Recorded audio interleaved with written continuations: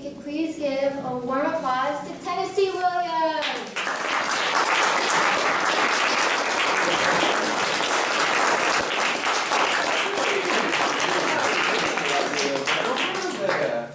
All right. Well, thank you very much for that kind introduction. So, some AIDS memoir. I prefer to wing it if I can, but my short-term memory is not as good as it used to be. Well. So, you're here to see Tennessee Williams, eh? Yes. Yes? Yes. Well, officially there is no such person as Tennessee Williams. I was actually christened Thomas Williams after my birth in 1911. Thomas Williams. Tom Williams. Tom. Somehow, I don't think I'd have achieved the fame and success I did had I stuck with that name. Tennessee has more weight to it, don't you think? A more stately feel than Tom. Well, it's bound to have a stately feel. It's the name of a state. Names are important, I think. I often wonder if Judy Garland would have had the success and would have become the darling of every gay man had she stuck with her birth-given name. Frances Ethel Gum. Somehow, I don't think so. So I changed my name to Tennessee Williams. Merci beaucoup. Now, a lot of people have assumed that I took the name Tennessee because that's where my father hailed from. As if I'd pay homage to that drunken old bastard who ruined my sister's life and went out of his way to make my early years as miserable as possible. Who liked to tease me and refer to me as Ms. Nancy. Who bullied and mocked me for not being manly enough for his tastes. Can you imagine? Not manly enough? Where he got that notion, I have no idea. My father thought you had to be an insensitive bully and act macho like him to be considered a man. The only characteristic I inherited from my father is a taste for alcohol.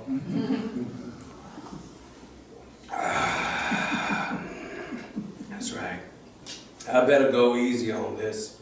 I don't want to pass out before I've given you your money's worth. I'll pass out a lot these days. Age is beginning to take its toll.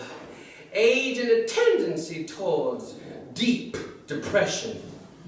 But you haven't come here to listen to sob stories. I've told enough sob stories through my writing. Anyway, I am a product of the South. What? You didn't guess? You thought of me as a smooth-talking man of the world? My deep southern accent didn't give it away? My writing didn't give it away? Of course it did. Small sips. Small sips. Don't overdo it. Anyway, apart from a few hellish years in St. Louis, I spent most of my childhood in the South. The first 7 years of my life were spent in Columbus, Mississippi. It was a relatively happy time. My father was often away on business, so I was left in the company of my doting mother and my sister Rose.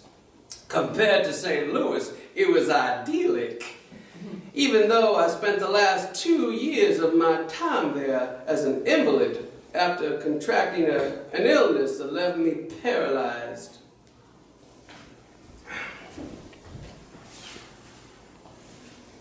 Oh, you. That's my sister Rose in these photos. I loved Rose more than anyone else in my family, and I'll never forgive my father for what he did to her.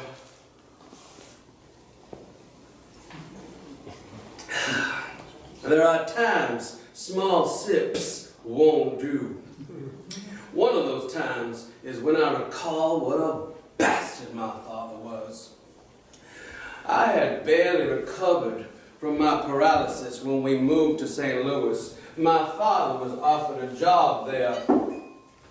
That was the worst period of my youth. Don't ever expect me to meet you in St. Louis, because I never want to step foot in that damn place again. It was hell on earth. Now, I don't want to do St. Louis a disservice. I'm sure there were some very fine people there. It's just my father wasn't one of them. And neither were the people I went to school with or had to work with after leaving school. The children made fun of my accent. They used to say, "You sound like you're from Tennessee." So some of them started calling me Tennessee. And you could say that this was the origin of my new first name. At least I think it was. There's been a lot of time and a lot of alcohol under the bridge since then. After I left school, my father did the worst thing he could have done to a sensitive soul like mine. He put me to work in a shoe factory. Ugh. That was the most boring job imaginable.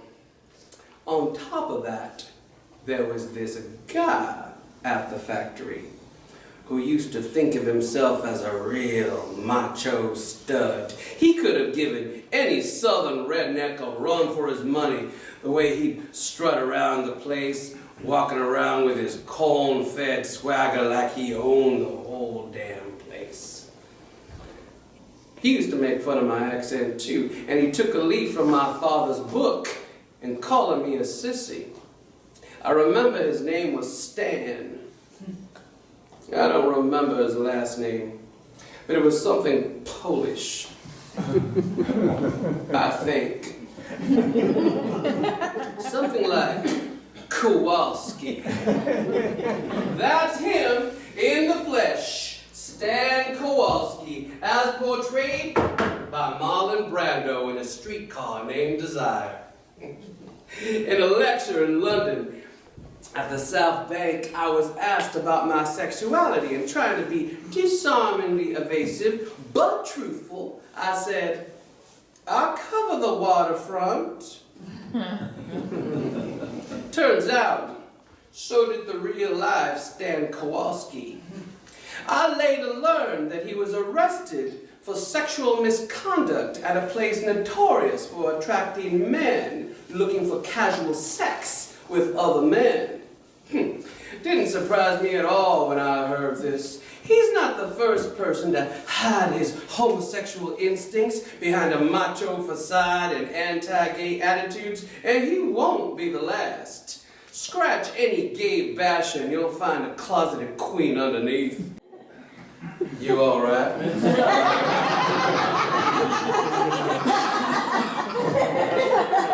It gets better. Want to hear the story behind the glass menagerie? My sister Rose and I were very close. We shared a lot of the same sensitivities and nervousness about the world at large.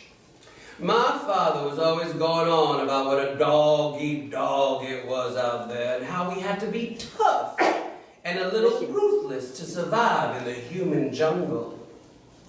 He made the world seem a frightening place and told us that we should be grateful to him for being there to protect us and for trying to toughen us up. My sister was particularly nervous when my father was around. Up until then, I just thought it was his general attitude that was responsible. His warnings about what could happen to us in the world outside. His threats of punishment if we didn't listen to him.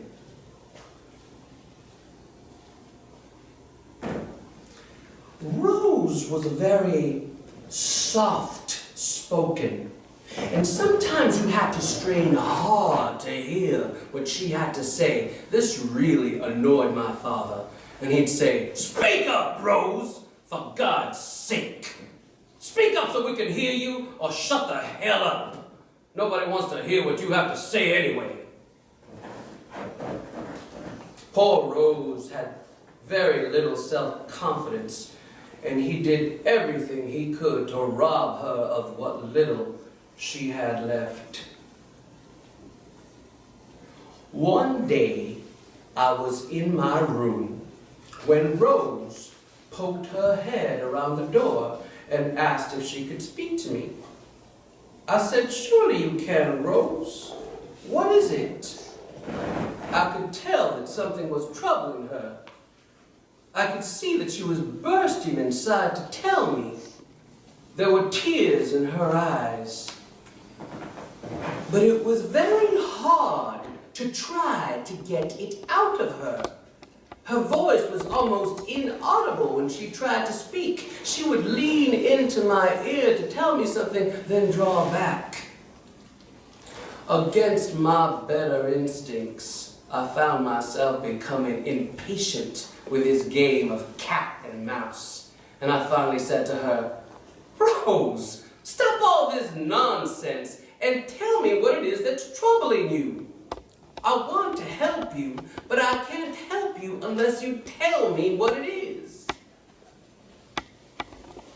At which point, she finally tells me, in whispered spurts, interrupted by gasps for breath between sobs, that my father had been sexually molesting her.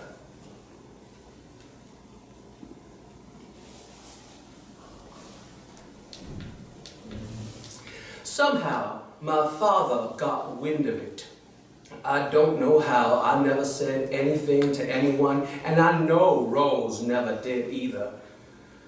Maybe he overheard Rose telling me, or maybe he could see the effect it was having on her and wanted to get in a preemptive strike to cover his tracks before the truth came out. I don't know. I never did find out.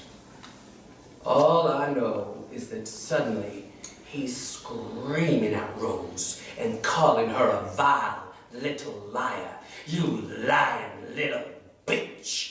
I know you've been going around telling people I tried to touch you and do things to you. I think you must be sick in the head to even have such thoughts. I think we need to send you to a psychiatrist. Maybe you need to have part of your brain cut out. Because that's what you do when you've been sexually molesting your poor, defenseless daughter who doesn't have the emotional or personal strength to stand up to you, but who presents a danger that you might be found out. You have part of her brain cut out. The part of the brain that holds the sick and twisted things your father has done to you. And that's exactly what that monster did. My father convinced my mother and a psychiatrist that Rose needed a prefrontal lobotomy to rid her of what my father called these wild and perverted imaginings. Lobotomies were all the rage back then. Psychiatrists would recommend it for everything. It got to the point where it was dangerous to go to any hospital for fear that you might come out with part of your brain missing. So they made it very easy for my father to bury the evidence against him under the label of paranoid schizophrenia.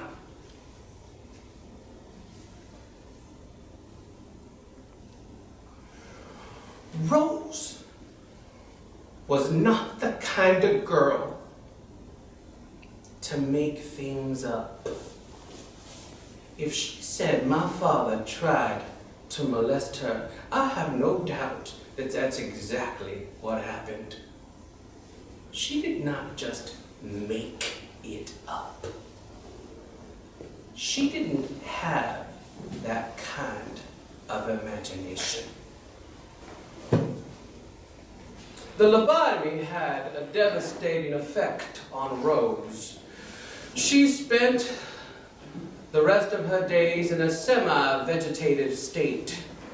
I do my best to take very good care of her. I visit her as often as I can.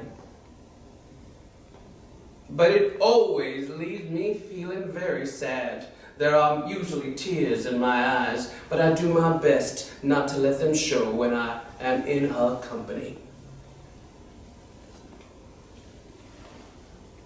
I pay people to watch over her, to make sure that she's treated with as much dignity, respect, and consideration as possible. And I'm glad to say that some of the people who have been watching her over the years have grown to love her almost as much as I did. She was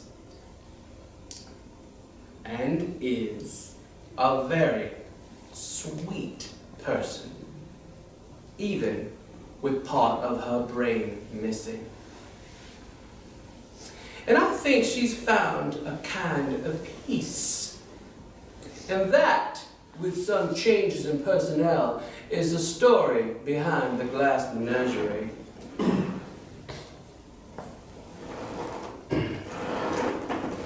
After the St. Louis episode, I had my first nervous breakdown.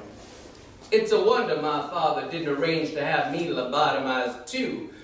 But I think he may well have done so if it hadn't been for the protection of my mother. She doted on me, as I mentioned before. There she is. My mother, Edwina Dakin Williams. That's me and my sister Rose when we were still infants. My mother was as loving and supportive as circumstances allowed her to be. When I was still paralyzed, she spent long hours reading to me. It was she who encouraged my writing and bought me my first typewriter. After nervous breakdown number 1, I decided to move to New Orleans and reestablish myself as a man of the South. Now, you might wonder why I would do such a thing when so many of my plays don't reflect the South in a complimentary manner.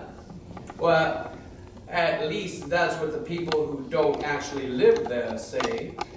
Some of the people are actually flattered by the attention. I have always thought that mixed in with all the unfashionable and politically incorrect characteristics of the South, that there are some elements that deserve to be celebrated and preserved, like those striking antebellum mansions that still grace the landscape of the South. There was an elegance and grace that came with life in Mississippi, sometimes an elegance and grace whose increasing demise in this age of anti-romanticism, I find myself lamenting with a deep nostalgia. To me, Southern manners and hospitality at their best represent the finest of what it means to be civilized. Still, there are some people who think this soft and gentle exterior is the mantle for steel magnolias, is the trappings of butterflies with hard razor wings, is the pluckings of colorful birds who would peck your eyes out at the slightest provocation.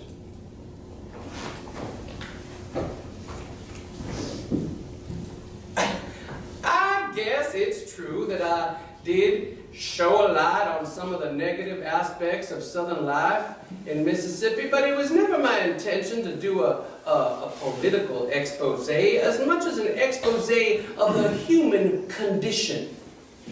Take Boss Finley and Sweet Bird of Youth. Now, Boss Finley, he showed the more disturbing aspects of not just Southern life, but American life in general. The venal brutality of Boss Finley, a politician who would stop at nothing to get his own way, who thought nothing of using his political influence to destroy people, is not a phenomenon known only in the South. It happens everywhere and shows its ugly face on the national and international stage all the damn time.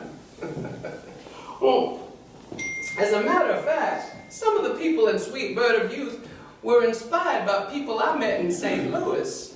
So if I had any political or moral agenda in my writing, it was to show the maladies of society in general, not just pockets of the Deep South. But my first desire was to produce plays that moved people and put bottoms in the seats in the theater. I never wanted to be overtly political. I think we must show the awfulness of the world we live in, but we must do it with a type of aesthetic to avoid producing mere horror. I think I have a tendency towards romanticism, yes, but I also love theatricality, and you put those two things together, I think that is my approach to playwriting, mixed in with a little obsession. There is no one who ever wrote more obsessively than me since the first time I was able to put pen to paper. Guilty.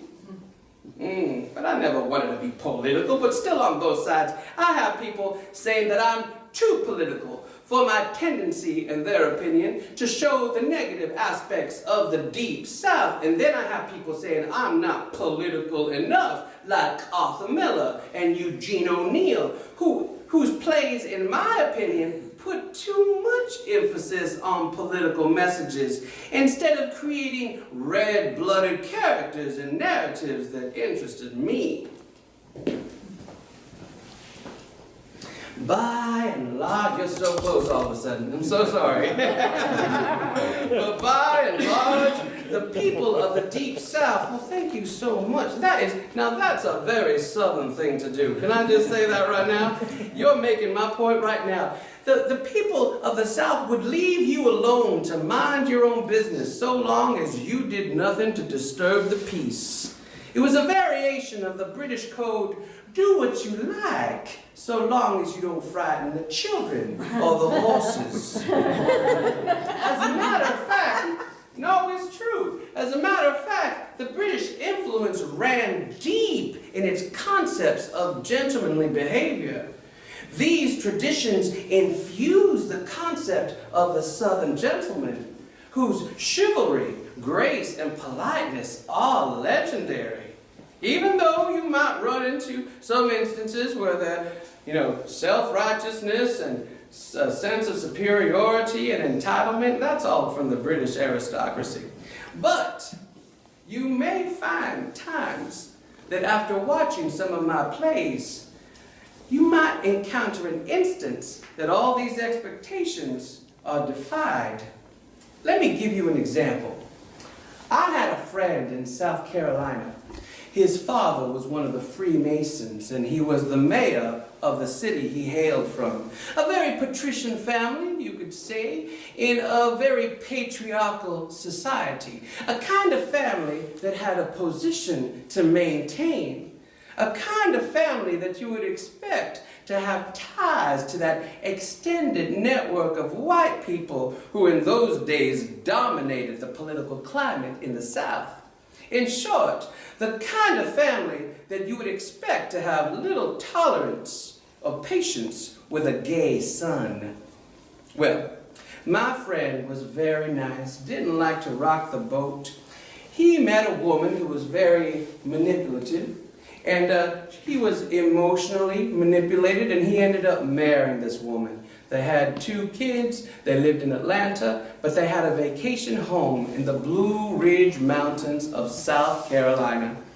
Well, one day, my friend met a man, fell in love, and decided to be true to his own nature. So he and his new partner moved into that mountain home and lived their life. Well, you would think that a family like his would be resistant to these turns of events. But, like in many Southern families, it was the mother that ruled the household. And when she saw how happy her son suddenly was being around this new friend, she welcomed him into the family.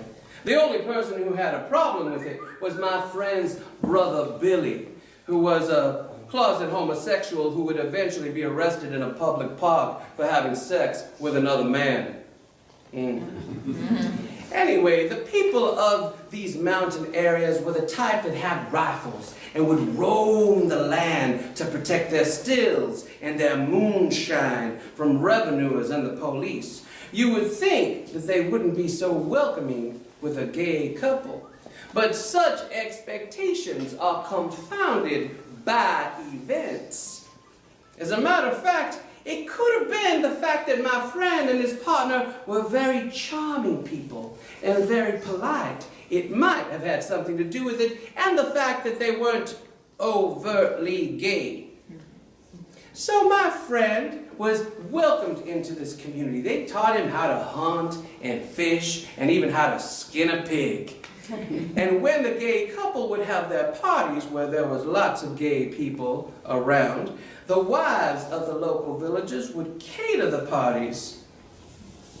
One day, my friend was rushing home from a business meeting, rushing home to the love of his life, when he was killed in a head-on collision with a truck. My friend's mother allowed my friend's partner to ride in the hearse with her dead son. She thanked him for making those last few years of his life the happiest he'd known. Of course, this left my friend's widow seething with resentment, and she immediately started legal proceedings to get that mountain home. Well, the case went in front of a judge who was known to be very conservative and very strict. He was known as the hanging judge. Well, against all expectations, this judge sided entirely with my friend's partner and threw out the case. It could be the fact that my friend's partner was very polite and very, very nice. He didn't look like the kind who would frighten the horses or the children. So, my friends, as you can see, life in the South is not always predictable, even when you think the odds are stacked against you.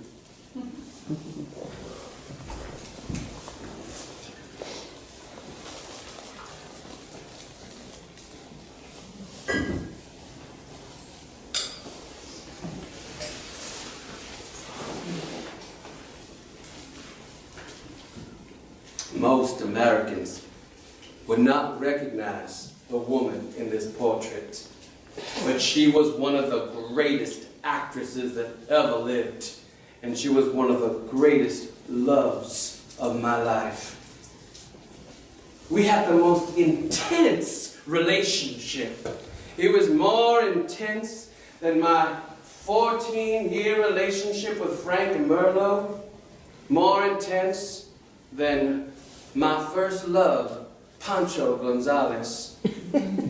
Those relationships cease almost to insignificance when I compare them to the three people I love more than anything else in the world. My mother, my sister Rose, and Ana Magnani. You know, they say that there are some actors who don't act. They become the roles they play. They infuse the role they play. They channel the person that they play. It has nothing to do with acting technique. This is where Ana Magnani had no rivals. She devoured the roles she played with an appetite of an uncaged lion. Even though there was never any sex in our relationship, I loved her with the kind of passion of not someone who wanted to possess her, but someone who wanted to be her. If reincarnation exists, I want to come back as Ana Magnani. Here's to Ana Magnani, the most honest woman I've ever known in my personal or professional life. I never heard a dishonest word out of this woman's mouth. Let me give you a couple of... There's an eminent film critic who wrote something about her I want to share with you. These are my TV glasses. Ana Magnani's persona as a great actress is built not on transformation, but on emotional authenticity. She doesn't portray characters, but expresses, quote, genuine emotions, unquote. He goes on. Her style is notable not by displaying the more obvious attributes of the female star, with neither her face or physical makeup being considered beautiful. That was kind of bitchy. However, she possesses a remarkably expressive face, and for American audiences at least, she represents what Hollywood has consistently failed to produce: reality. She is the atypical star, the non-glamorous human being. Her genuine style of acting is a rejection of glamour. I could not have expressed that better myself. Or perhaps I could have if I tried, but I'm far too lazy. She was just absolutely wonderful. It's a shame that she's almost completely forgotten in America, but in Italy, she's still revered as the perennial toast of Rome. And she's known as the volcanic mother of all Italian cinema. Oh, I'll never forget the first time I met her in Italy. I was there promoting one of my plays. Streetcar, I think it was. Anyway, it's only the inconsequential things I forget. What I will never forget is the first time I saw her in a movie. It was... Anyway, it was Italian. And it was probably directed by Robert Rossellini, who was her lover before he left her for Ingrid Bergman. The important thing is how I felt when I first saw her on that screen. I was captivated by her performance, and I knew immediately that I needed to meet her and write plays for her. It took me 3 years to meet that woman. I asked everybody in the industry to arrange a meeting. I was getting more and more famous because of Waterfront and Menagerie, but that did not impress her. She was already established as Italy's greatest actress. She didn't need me to enhance her prestige or her career. But when we finally met, she immediately became one of my closest friends and my greatest muse. Some of the most beautiful moments of my life were spent on her terrace overlooking Rome. They were also some of the most inspirational times. It was in her presence on that terrace that I wrote most of my subsequent plays. Speaking of that, the rose tattoo. I wrote that especially for her. A lot of people have said that I have a talent for creating vivid female characters. And I've always thought it's because, well, I'm halfway there myself. Half Nancy, half, well, I still don't know. But like, when you stop and think about Laura Wingfield, who was based mostly on my sister, and her mother, who was based partly on my father and partly on the matriarchs of the Deep South, Blanche Dubois was based mostly on me when I was going through my first nervous breakdown, when I was dependent on the kindness of strangers, to quote Blanche. But when I met Anna Magnani, all of my female characters seemed to bear a bit of her influence. I could never have written Maggie in Cat on a Hot Tin Roof if I hadn't met her. Oh, Anna, how I adored you and how I miss you. I'm not going to stand here and say that our relationship was absolutely perfect. We had some blazing arguments, mostly because of stuff I was doing. But we loved each other dearly. And I think in some ways, this eternal Earth Mother was very maternal towards me. And if we did have any arguments, it was because of my own behavior. I admit that now. You see, Anna became very fond of my long-term partner, Frank Merlot, and she reprimanded me severely when I cheated on him, which was often. I'm very sad to say. I wrote something about that.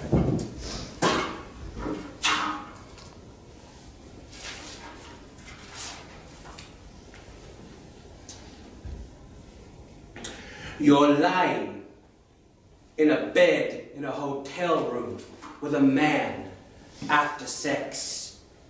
Having been to bed together for the first time without the advantage or disadvantage of any prior acquaintance. You might not even know the man's name yet. The other party says to you, "Tell me about yourself. What's your story? I want to know all about you." And you think to yourself, maybe they really and truly and sincerely want to know all about me. So you light up a cigarette and begin to tell them your story. The two of you lying together in completely relaxed positions like a pair of rag dolls a bored child has dropped on the bed. You tell them your story, or as much of your story as time or a fair degree of prudence allows. And they say, "Oh, oh, oh, oh." Each O is uttered a little more faintly than the preceding one until the O is just an audible breath. And then, of course, there's some interruption. Slow room service comes up with a bowl of melting ice cubes, or one of you rises to pee and gazes at himself with mild astonishment in the bathroom mirror. And then, the first thing you know, before you had time to pick up where you left off with your enthralling life story, They're telling you their life story. Exactly as they'd intended to all along. And you're saying, oh, oh, oh, oh, oh, each time more faintly, the vowel at last becoming no more than an audible sigh as the elevator halfway down the corridor and a turn to the left draws one last long, deep breath of exhaustion and stops breathing forever. Then one of you falls asleep and the other one does likewise with a lighted cigarette in his mouth. And that, my friends, is how people burn to death in hotel rooms.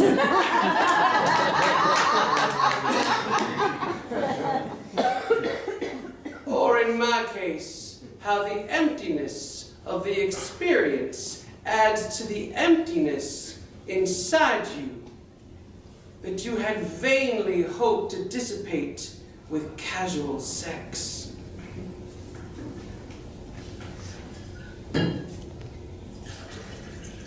I think there should be a law against people having sex with anyone until they've had 30 hours of meaningful conversation with them, spread over the minimum of 1 week.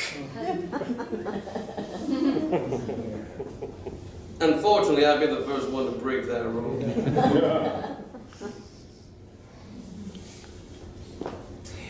The thing is, the more famous I became, and the more people I met that were so much more famous than me, the lonelier I became. I had always had this cloud of depression over me, partly because of my dear sister Rose, but when I had success in my writing, it served as a respite for all that depression. And the only person who stood by me when things got rough, and things certainly got rough for me, that was Anna the whole time.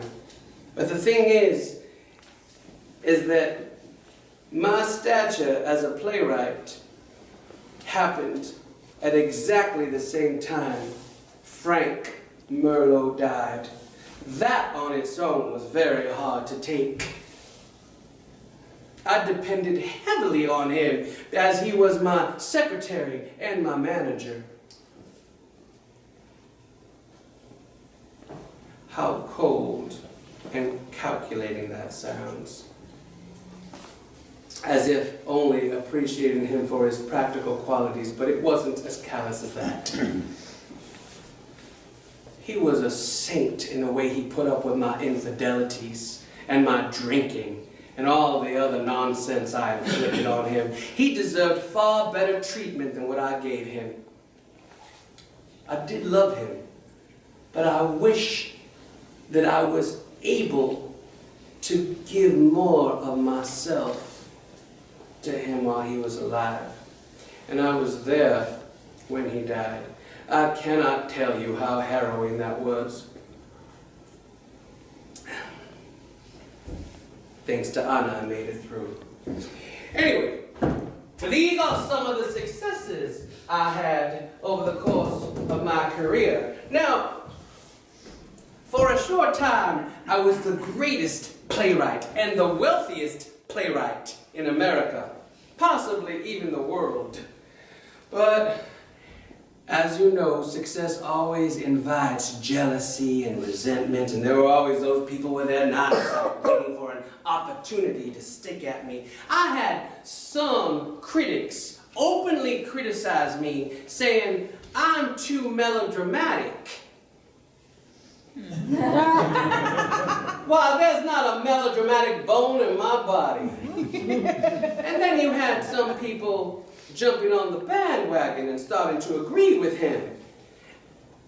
I think what they're calling melodrama, I'm calling heightened realism, designed to move people and keep people from leaving the theater. Then you had people saying that my work was too theatrical. Too theatrical for the theater. Does that make sense? It doesn't to me. I went from sky high to rock bottom. It happened overnight. There was nothing gradual about the transition. All of a sudden, Broadway starts getting invaded by somebody called Everyman. Oh, and you started to see Everyman everywhere. But guess what? Everyman didn't exist. Look around you right now. Go on, go on. Look around you. Look around you. Do you see every man in your midst? I don't. I see a gallery of individuals as different as night from a bad hangover. Day usually arrives with a bad hangover for me. If you think I'm drinking excessively now, you should have seen me yesterday. Anyway, so all of a sudden this everyman starts showing up in these contrived situations, in plays that ran the gamut of emotion from A to B. And sometimes got stuck at A and didn't make it as far as B. In plays completely lacking in what I call organic veracity. Look at you. You're wondering what I mean by organic veracity, aren't you? What the hell is that? I see it in your poor face. Sounds a little pretentious, doesn't it? Maybe even more than just a little. Organic veracity. Remember that term. Organic veracity is the truth that emerges naturally from the characters and the situation in which he or she happens to be. If your character has any depth whatsoever, there are certain limits to what you can make him or her do. You can't just throw a narrative twist on them without regard to their characters. For God's sake, are you crazy? Why are so many people unable to see that dramatic action must flow naturally from the characters? There are so many modern plays, so many in the second part of the 20th century, that completely ignore this fundamental rule. And in the meantime, playwriting started having all these dubious theories dumped on it. Oh yeah. All of a sudden, there was a way to write a play. Dubious theories like narrative arc, singular protagonists. They came with charts on how to analyze and help you with the plot development. All of this resulted in plays that were suffocated at the start under the weight of theory. An excess of theory inevitably results in the death of creativity. There's a whole industry out there of people who are selling their books and selling their wares about playwriting. They're selling them, and they've never written a play before in their lives, or never had one produced, or had any acclaim at least. I have a technical term for all this. It's called bullshit. And I'll shout it from the highest mountain. It's bullshit. We are surely living in the age of the emperor's clothing syndrome.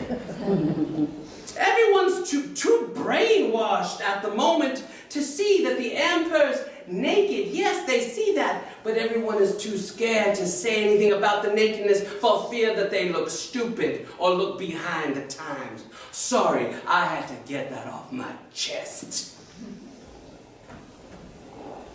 I know a lot of people are thinking right now, Ooh, that's just sour grapes right there. And you'd be right. Maybe this is sour grapes. I do think we are living in the age of bullshit. This is the Emperor's Clothing Syndrome running riot. I am sour grapes for so many people who have found fame and success, and they have no talent whatsoever. That's bullshit. I'm sour grapes because so many people have unceremoniously dumped me when before they were my most fervent champions. What am I supposed to do? Am I supposed to just sit there and take it and be, oh, that's just life? Let it be. Hell no. I'm going to take a leaf from Dylan Thomas, the Welsh poet, and I'm going to rage against the dying of the light. Rage against the dying of the light. Do not go gentle into that good night. Rage, rage against the dying of the light. That's what I'm doing, you see. I'm raging against the dying of the light. Now this is empty. Gonna get me some more.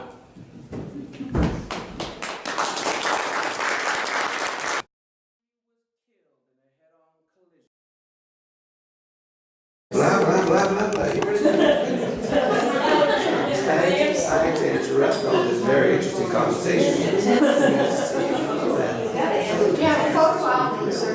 I sure do. My sister Rose, and I carry that all the time. Okay. I just thought it was higher than that. All right. So, where are we? Oh, well, we got my freshen it up. Small sips. One small sips. I need a bumper sticker that says that for me. So where was I? All right, so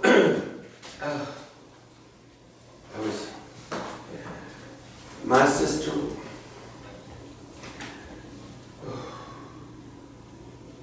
Oh, Rose, I'm so sorry, Rose. I'm sorry I wasn't old enough and strong enough to stand up against that monster and help you. I'm sorry for how things turned out. Every memory that I have with you is so precious. Except that one time when my mother and father had gone to the Ozarks and you and I were left alone in the house. And I had some friends over and we got drunk. And one of them started making obscene phone calls.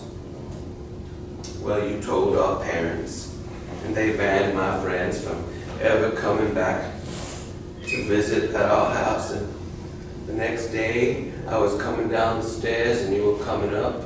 And I looked at you and I said, I hate the sight of your ugly face. I'll just run past you. But I remember how you shivered and shook with fear. And I suspect that's the cruelest thing I've ever done. I'm sorry about that, Rose. Every day I think about that, I don't know how I'll ever find atonement. But at least you're being taken good care of now. I suspect you will survive us all. And Frank, poor Frank, it was so hard to watch him die of a cancer.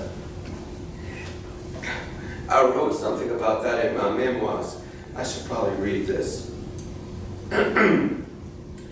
It was a dreadful vigil for me to keep. He would not stay in his bed for more than a minute or two. He kept staggering out of it and sitting up for a couple of minutes on the chair, then staggering back to the bed. Frankie tried to lie still. I said to him, I feel too restless today, he replied. The visitors tired me out. I said, Frankie, do you want me to leave you now? And he said, no. I'm used to you. I'm used to you.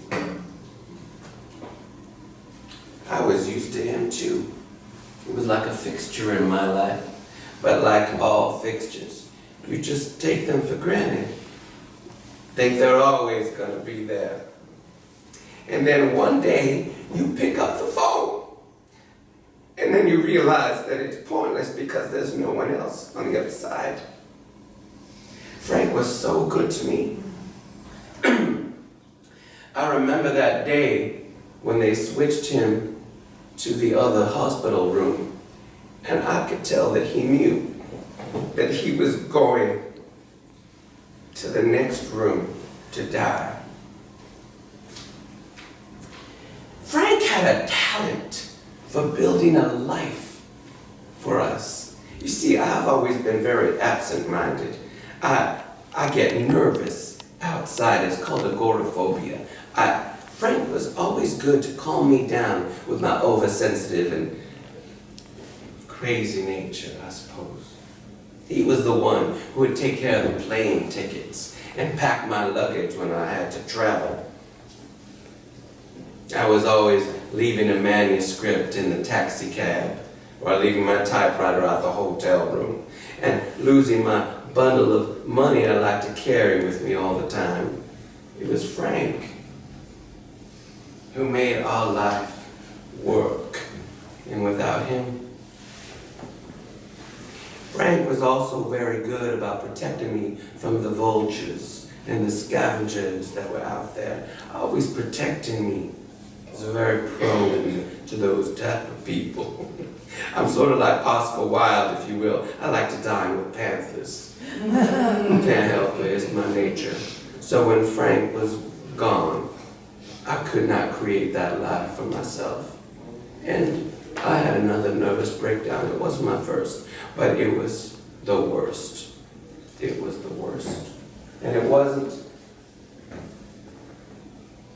if it wasn't for Anna, I probably wouldn't have made it at all. But that was the year that my brother Dakin put me in the psych ward at St. Barnes Hospital in St. Louis. And I will never forgive him for doing that. I swore I would never go back to that place. And there I was, surrounded by all this hopelessness and despair. And I recently saw that movie, One Flew Over the Cuckoo's Nest, with Jack Nicholson. If you thought things were bad in that movie, you should have seen the way it was at St. Barnes. And there was nobody like McMurphy to rile everybody up, to take action. And even if there was, you couldn't inject any kind of inspiration in those people. They were too full of other injections. And every night, I'd go to bed hearing the slamming of doors, being locked from the outside, and all of a sudden, a scream of terror or a laugh, and a muted energy I could never forget. I'll never forget Dakin for putting me in that place. But it's gotten gloomy in here all of a sudden, don't you think? There were some people who thought that I had done a lot for the gay community just for being who I was. I'm not your everyday gay person. One of those persons was John Waters. You know John Waters? Yeah. He wrote once about me regarding my stand for gay rights. We wouldn't have the freedom and the drama that we have today if Tennessee Williams hadn't broken the rules.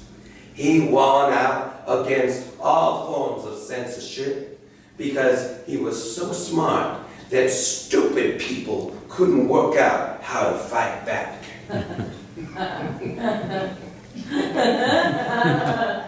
I don't know about that. If I was so smart, I probably wouldn't have ended up the way I have ended up.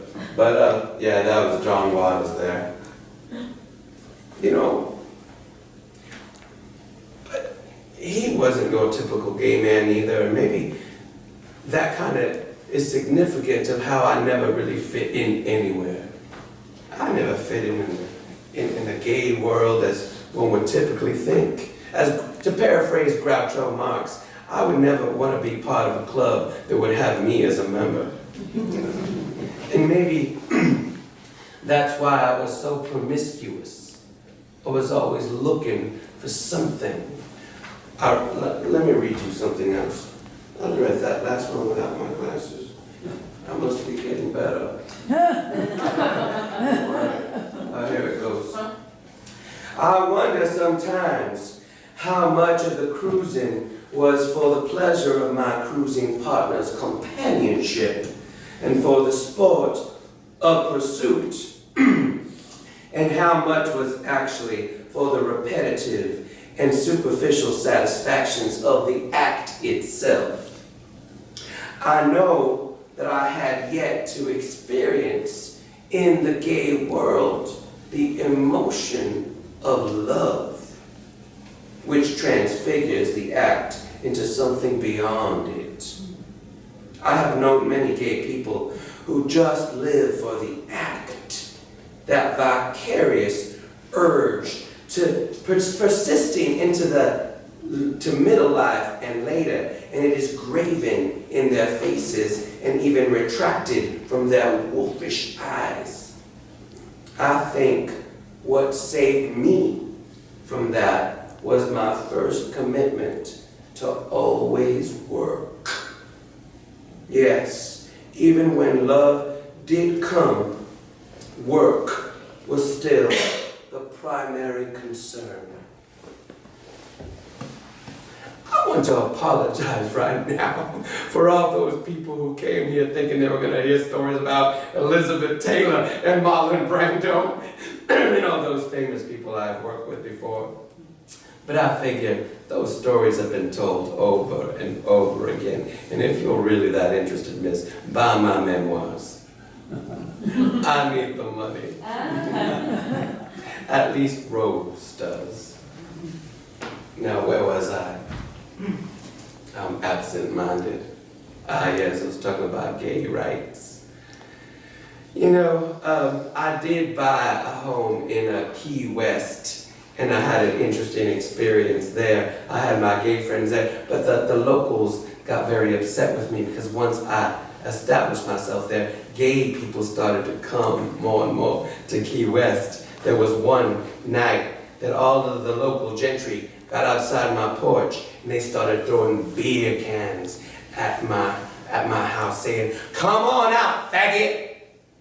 Of course, my friends got very nervous, very scared, but I stood there like a gallant. I knew I had to, even though I was scared inside, appear fearless, because that is what gallantry is, I think. But I have no interest in Key West anymore, as I've told many people since then. I have retired from the field of homosexuality. I sometimes have dreams where I have these urges, but when I wake up, they're gone. I was never very interested in life to begin with. The only thing that was good about it was the sex. And then when you took that away, what's left?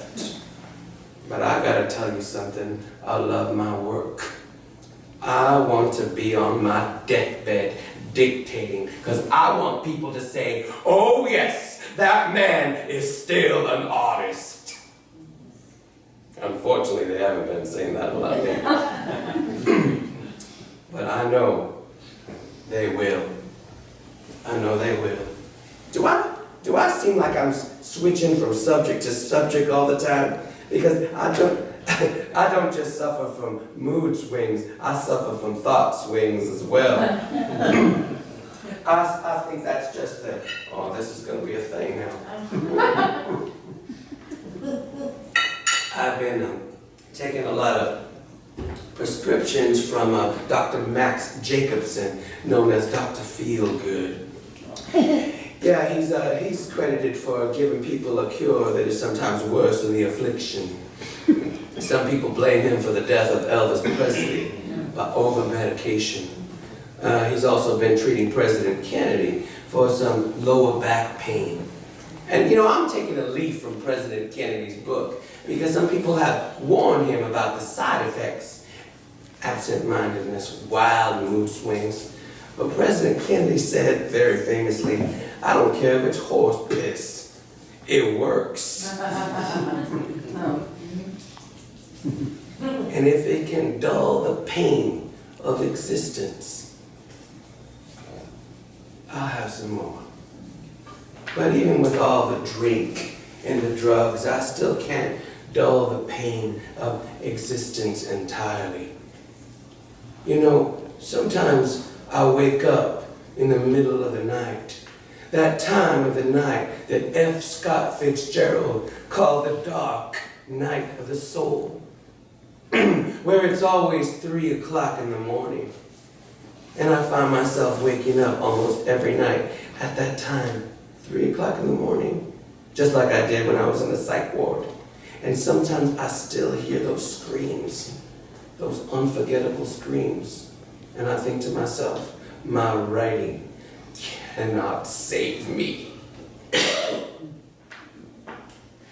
Don't you people have anything better to do than sit here and watch an old has-been? Well, I've got better things to do than to entertain y'all's curiosity so you can watch how the mighty have fallen. I've had enough.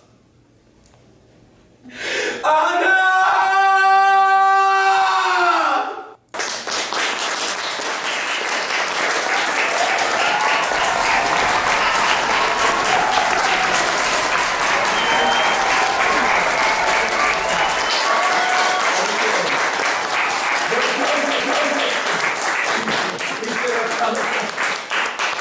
Thank you. The playwright is here tonight. Please give it up for Bernard Taylor.